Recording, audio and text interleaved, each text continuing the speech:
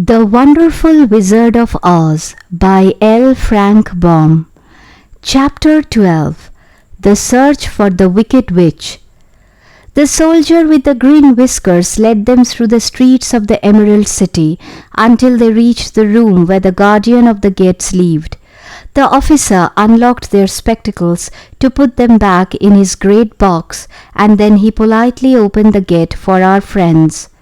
"Which road leads to the Wicked Witch of the West?" asked Dorothy. "There is no road," answered the guardian of the gates. "No one ever wishes to go that way." "How then are we to find her?" inquired the girl. "That will be easy," replied the man, "for when she knows you are in the country of the Winkies, she will find you and make you all her slaves." "Perhaps not," said the Scarecrow, "for we mean to destroy her." "Oh, that is different," said the guardian of the gates. "No one has ever destroyed her before, so I naturally thought she would make slaves of you, as she has of the rest. But take care, for she is wicked and fierce, and may not allow you to destroy her. Keep to the west, where the sun sets, and you cannot fail to find her." They thanked him and bade him good-bye, and turned toward the west, walking over fields of soft grass dotted here and there with daisies and buttercups. Dorothy still wore the pretty silk dress she had put on in the palace, but now to her surprise she found it was no longer green but pure white. The ribbon around Toto's neck had also lost its green color and was as white as Dorothy's dress. The Emerald City was soon left far behind. As they advanced, the ground became rougher and hillier, for there were no farms nor houses in this country of the West, and the ground was untilled. In the afternoon the sun shone hot in their faces, for there were no trees to offer them shade, so that before night Dorothy and Toto and the lion were tired and lay down upon the grass and fell asleep, with the woodman and the Scarecrow keeping watch. Now the Wicked Witch of the West had but one eye, yet that was as powerful as a telescope and could see everywhere. So as she sat in the door of her castle, she happened to look around and saw Dorothy lying asleep with her friends all about her. They were a long distance off, but the Wicked Witch was angry to find them in her country, so she blew upon a silver whistle that hung around her neck. At once there came running to her from all directions a pack of great wolves. They had long legs and fierce eyes and sharp teeth. "Go to those people," said the witch, "and tear them to pieces." "Are you not going to make them your slaves?" asked the leader of the wolves. "No," she answered. "One is of tin and one of straw. One is a girl and another a lion. None of them is fit to work, so you may tear them into small pieces." "Very well," said the wolf, and he dashed away at full speed, followed by the others. It was lucky the Scarecrow and the woodman were wide awake and heard the wolves coming. "This is my fight," said the woodman, "so get behind me and I will meet them as they come." He seized his axe, which he had made very sharp, and as the leader of the wolves came on, the Tin Woodman swung his arm and chopped the wolf's head from its body, so that it immediately died. As soon as he could raise his axe, another wolf came up, and he also fell under the sharp edge of the Tin Woodman's weapon. There were 40 wolves, and 40 times a wolf was killed, so that at last they all lay dead in a heap before the woodman. Then he put down his axe and sat beside the Scarecrow, who said, "It was a good fight, friend." They waited until Dorothy awoke the next morning. The little girl was quite frightened when she saw the great pile of shaggy wolves. But the Tin Woodman told her all. She thanked him for saving them and sat down to breakfast, after which they started again upon their journey. Now this same morning the Wicked Witch came to the door of her castle and looked out with her one eye that could see far off. She saw all her wolves lying dead, and the strangers still travelling through her country. This made her angrier than before, and she blew her silver whistle twice. Straightway a great flock of wild crows came flying toward her, enough to darken the sky, and the Wicked Witch said to the King Crow, Fly at once to the strangers, peck out their eyes and tear them to pieces. The wild crows flew in one great flock toward Dorothy and her companions. When the little girl saw them coming, she was afraid. But the Scarecrow said, "This is my battle, so lie down beside me and you will not be harmed."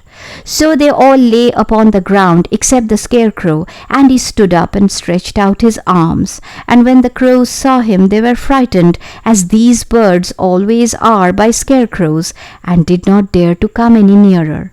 But the King Crow said, "It is only a stuffed man. I will peck his eyes out." The King Crow flew at the Scarecrow, who caught it by the head and twisted its neck until it died. And then another crow flew at him, and the Scarecrow twisted its neck also. There were 40 crows, and 40 times the Scarecrow twisted a neck, until at last all were lying dead beside him. Then he called to his companions to rise, and again they went upon their journey. When the Wicked Witch looked out again and saw all her crows lying in a heap, she got into a terrible rage and blew 3 times upon her silver whistle. Forthwith there was heard a great buzzing in the air, and a swarm of black bees came flying toward her. "Zzz! Go to the strangers and sting them to death," commanded the witch, and the bees turned and flew rapidly until they came to where Dorothy and her friends were walking. But the woodman had seen them coming, and the Scarecrow had decided what to do. "Take out my straw and scatter it over the little girl and the dog and the lion," he said to the woodman, "and the bees cannot sting them." This the woodman did, and as Dorothy lay close beside the lion and held Toto in her arms, the straw covered them entirely. The bees came and found no one but the woodman to sting, so they flew at him and broke off all their stings against the tin without hurting the woodman at all. And as bees cannot leave when their stings are broken, that was the end of the black bees, and they lay scattered thick about the woodman like little hips of fine coal. Then Dorothy and the lion got up, and the girl helped the Tin Woodman put the straw back into the Scarecrow again until he was as good as ever. So they started upon their journey once more. The Wicked Witch was so angry when she saw her black bees in little hips like fine coal that she stamped her foot and tore her hair and gnashed her teeth.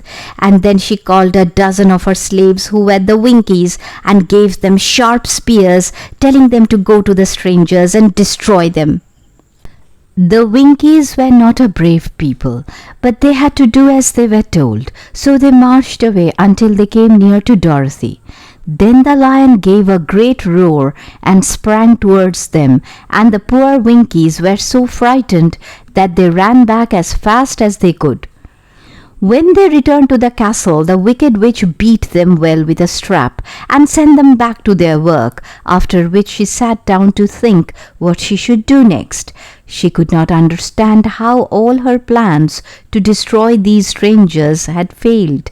But she was a powerful witch as well as a wicked one, and she soon made up her mind how to act. There was in her cupboard a golden cap with a circle of diamonds and rubies running round it. This golden cap had a charm. Whoever owned it could call 3 times upon the winged monkeys, who would obey any order they were given. But no person could command these strange creatures more than 3 times. Twice already the Wicked Witch had used the charm of the cap. Once was when she had made the Winkies her slaves and set herself to rule over their country. The winged monkeys had helped her do this. The second time was when she had fought against the great Oz himself and driven him out of the land of the West. The winged monkeys had also helped her in doing this. Only once more could she use this golden cap, for which reason she did not like to do so until all her other powers were exhausted. But now that her fierce wolves and her wild crows and her stinging bees were gone, and her slaves had been scared away by the cowardly lion, she saw there was only one way left to destroy Dorothy and her friends.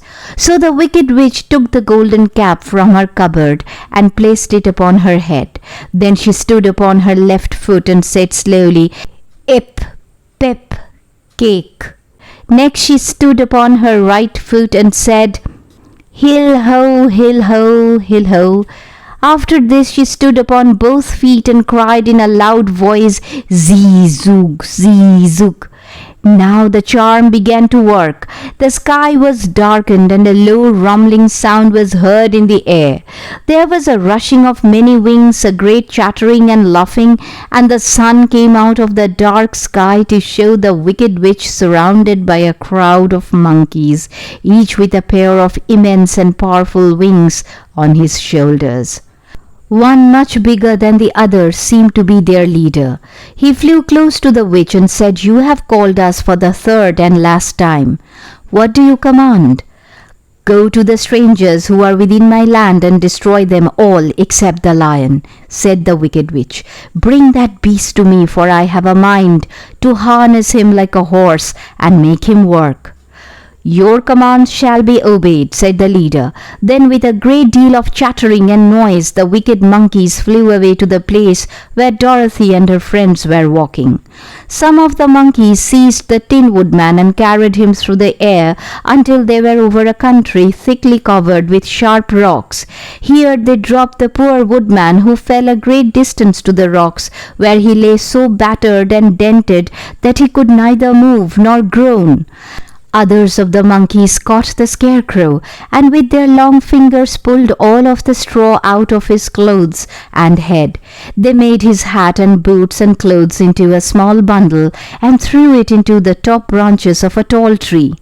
The remaining monkeys threw pieces of stout rope around the lion and wound many coils about his body and head and legs until he was unable to bite or scratch or struggle in any way. Then they lifted him up and flew away with him to the witch's castle, where he was placed in a small yard with a high iron fence around it so that he could not escape. But Dorothy they did not harm at all.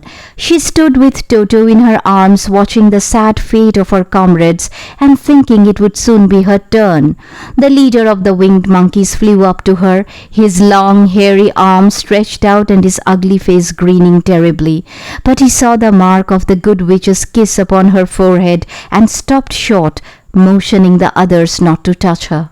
"We dare not harm this little girl," he said to them, "for she is protected by the power of good, and that is greater than the power of evil. All we can do is to carry her to the castle of the wicked witch and leave her there." So carefully and gently they lifted Dorothy in their arms and carried her swiftly through the air until they came to the castle, where they set her down upon the front doorstep. Then the leader said to the witch, "We have obeyed you as far as we were able.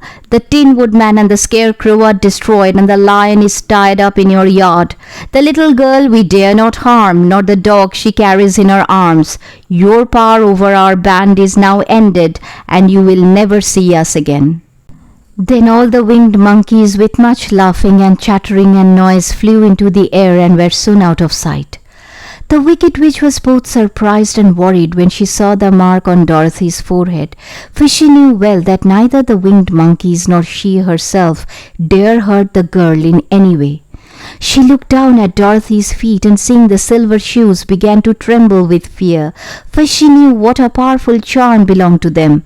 At first the witch was tempted to run away from Dorothy, but she happened to look into the child's eyes and saw how simple the soul behind them was, and that the little girl did not know of the wonderful power the silver shoes gave her.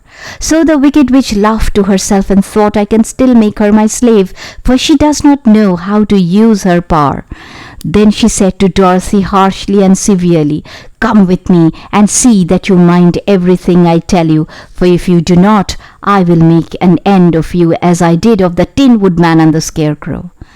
Dorothy followed her through many of the beautiful rooms in her castle until they came to the kitchen, where the witch bade her clean the pots and kettles and sweep the floor and keep the fire fed with wood. Dorothy went to work meekly, with her mind made up to work as hard as she could, for she was glad the wicked witch had decided not to kill her. With Dorothy hard at work, the witch thought she would go into the courtyard and harness the cowardly lion like a horse. It would amuse her, she was sure, to make him draw her chariot whenever she wished to go to drive. But as she opened the gate, the lion gave a loud roar and bounded at her so fiercely that the witch was afraid and ran out and shut the gate again. "If I cannot harness you," said the witch to the lion, speaking through the bars of the gate, "I can starve you. You shall have nothing to eat until you do as I wish." So after that she took no food to the imprisoned lion, but every day she came to the gate at noon and asked, "Are you ready to be harnessed like a horse?" And the lion would answer, "No. If you come in this yard, I will bite you." The reason the lion did not have to do as the witch wished was that every night, while the woman was asleep, Dorothy carried him food from the cupboard. After he had eaten, he would lie down on his bed of straw, and Dorothy would lie beside him and put her head on his soft shaggy mane while they talked of their troubles and tried to plan some way to escape. But they could find no way to get out of the castle, for it was constantly guarded by the yellow Winkies, who were the slaves of the wicked witch, and too afraid of her not to do as she told them. The girl had to work hard during the day, and often the witch threatened to beat her with the same old umbrella she always carried in her hand. But in truth she did not dare to strike Dorothy because of the mark upon her forehead. The child did not know this and was full of fear for herself and Toto. Once the witch struck Toto a blow with her umbrella, and the brave little dog flew at her and bit her leg in return. The witch did not bleed where she was bitten, for she was so wicked that the blood in her had dried up many years before. Dorothy's life became very sad as she grew to understand that it would be harder than ever to get back to Kansas and Aunt Em again. Sometimes she would cry bitterly for hours with Toto sitting at her feet and looking into her face, whining dismally to show how sorry he was for his little mistress. Toto did not really care whether he was in Kansas or the land of Oz, so long as Dorothy was with him, but he knew the little girl was unhappy, and that made him unhappy too. Now the wicked witch had a great longing to have for her own the silver shoes which the girl always wore. Her bees and her crows and her wolves were lying in heaps and drying up, and she had used up all the power of the golden cup. But if she could only get hold of the silver shoes, they would give her more power than all the other things she had lost. She watched Dorothy carefully to see if she ever took off her shoes, thinking she might steal them. But the child was so proud of her pretty shoes that she never took them off except at night when she took her bath. The witch was too much afraid of the dark to dare go in Dorothy's room at night to take the shoes, and her dread of water was greater than her fear of the dark, so she never came near when Dorothy was bathing. Indeed, the old witch never touched water, nor ever let water touch her in any way. But the wicked creature was very cunning, and she finally thought of a trick that would give her what she wanted. She placed a bar of iron in the middle of the kitchen floor, and then by her magic arts made the iron invisible to human eyes, so that when Dorothy walked across the floor, she stumbled over the bar, not being able to see it, and fell at full length. She was not much hurt, but in her fall one of the silver shoes came off, and before she could reach it, the witch had snatched it away and put it on her own skinny foot. The wicked woman was greatly pleased with the success of her trick, for as long as she had one of the shoes, she owned half the power of their charm, and Dorothy could not use it against her, even had she known how to do so. The little girl, seeing she had lost one of her pretty shoes, grew angry and said to the witch, "Give me back my shoe." "I will not," retorted the witch, "for it is now my shoe and not yours." "You are a wicked creature," cried Dorothy. "You have no right to take my shoe from me." "I shall keep it just the same," said the witch, laughing at her, "and some day I shall get the other one from you too." This made Dorothy so very angry that she picked up the bucket of water that stood near and dashed it over the witch, wetting her from head to foot.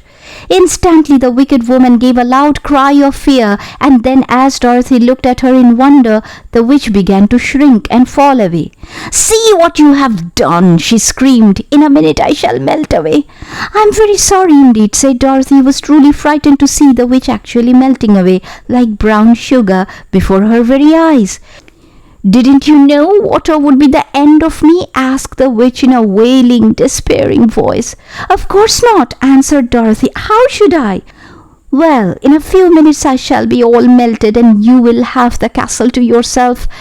I have been wicked in my day, but I never thought a little girl like you would ever be able to melt me and end my wicked deeds. Look out, here I go." With these words, the witch fell down in a brown, melted, shapeless mass and began to spread over the clean boards of the kitchen floor. Seeing that she had really melted away to nothing, Dorothy drew another bucket of water and threw it over the mess. She then swept it all out the door. After picking out the silver shoe, which was all that was left of the old woman, she cleaned and dried it with a cloth and put it on her foot again. Then, being at last free to do as she chose, she ran out to the courtyard to tell the lion that the wicked witch of the west had come to an end, and that they were no longer prisoners in a strange land.